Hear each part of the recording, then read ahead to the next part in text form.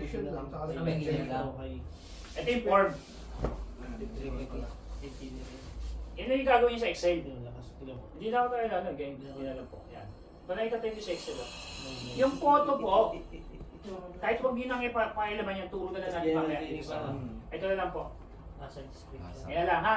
Huwag kayong photo. Pwede sir kung ano ulit? Isusurat lang namin sa may... Pwede! Photo. Apo. Tapos ituro na lang mamaya dito. Awan. HR01. Tapos dami sulat the best. Pag nakita ng mga speaker, yung lupit nun, dami sinulat. Maintindihan nyo na lang yung speaker mo, boss. Class, do you have any question?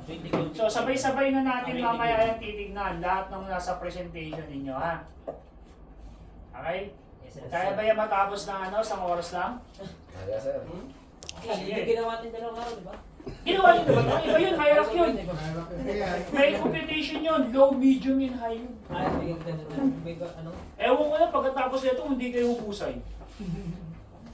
Dami na ninyong mga hands-on. Kaya po siya training, more on hands-on po tayo. Okay. You may start as a group. Tapos I would suggest yung answer ninyo sa frequency rate and severity rate, ilagay po ninyo dun sa may reporting natin. And then, explain natin.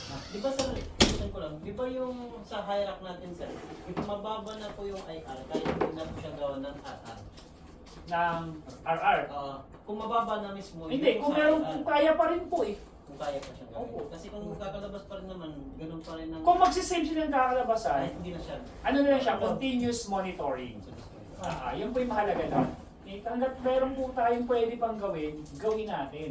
Mas mapababa po siya. Kasi ang labas pa rin, kung 2 to 2, maging 2 pa rin. Kaya paano